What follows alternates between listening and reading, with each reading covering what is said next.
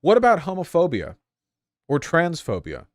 Well, homophobia and transphobia come from one place and one place only. Well, two places: disgust and repression. I think the far more common justification for homophobia, transphobia, whatever else, is disgust, a bias towards disgust. Look, I know a lot of people in my community don't really get this because you're young and you're queer and you're very online, but people have really deep emotional investments in what a man and a woman are supposed to be and what sexual relationships are supposed to look like. Okay? Now, I'm not saying this to suggest they're right. They ain't. I'm just saying that they care about it more than you could possibly know. This laissez-faire attitude a lot of people have in our generation of like, oh, girls are hot, boys are hot, girl, dick, boy, pussy, oh my God, I just like people, you know.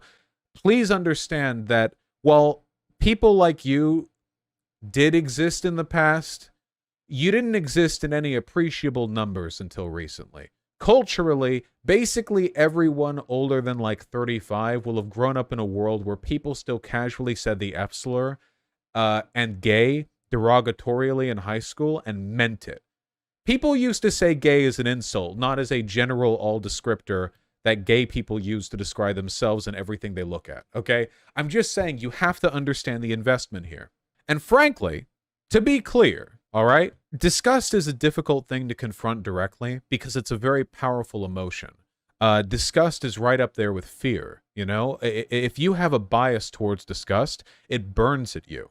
I mean, think about it. Think of a literal disgust response that you have had looking at something disgusting. Some of you probably can't stand to look at people who gag, or somebody vomiting, or just any number of disgusting or gory images that you could easily find online that I don't care to describe. A lot of you, if you saw some of those images, would probably just immediately feel sick.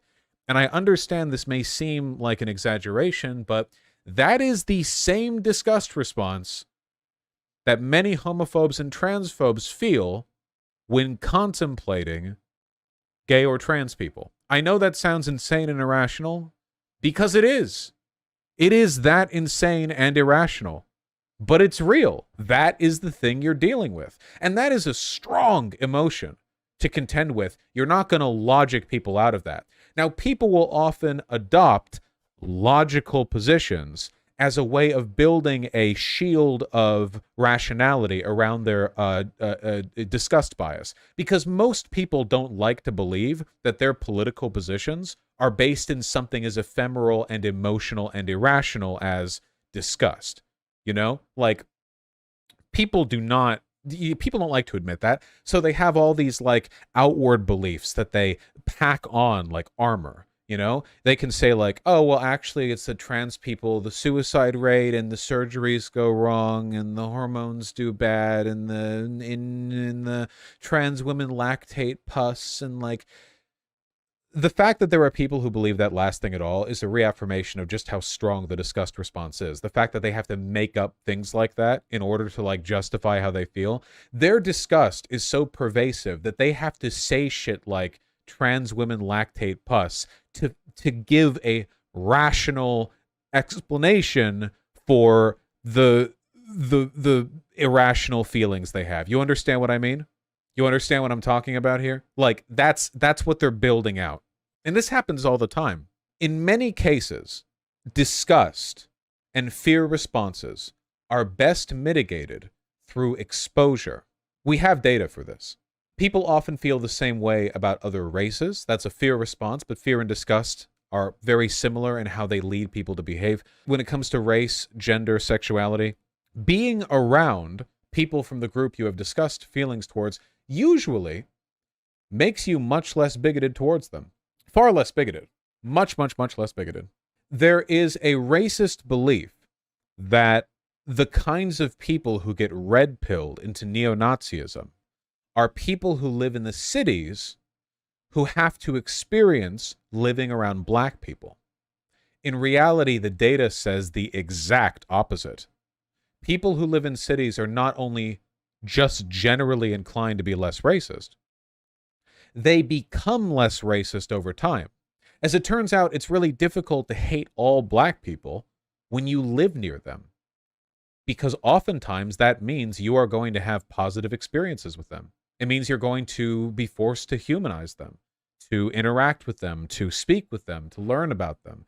It's the same way with gay people and trans people and the like. The same effects take place when it comes to exposure to queer people in city environments where there are many queer people. The more you're likely to expose yourself to and engage with and converse with people of other groups, the less likely you are to hate them. So what am I saying here? Am I saying the argument you should make against homophobes and transphobes is to be gay or trans around them? No. Because again, if that was the solution, then you wouldn't have this problem. That you wouldn't be dealing with this if being around them was enough. Because clearly that hasn't completely fixed it, right?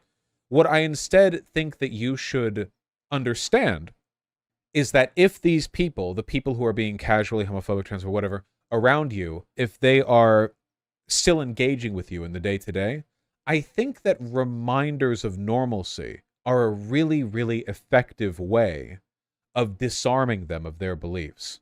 So I'll give you an example, and this is like an extremely hyperbolic example, but I think it demonstrates the point pretty well. Okay? No, actually? All right, well then let me see if this works. Okay? Let's say that you work at a coffee shop, which for some reason has a very lax HR department. There's a guy who works at the coffee shop who's transphobic, and he's pretty transphobic too. You know? He's pretty transphobic. Makes a lot of mean comments about trans people. And you're trans, and you work there. Let's just say HR isn't a factor, okay? This is just something you have to deal with.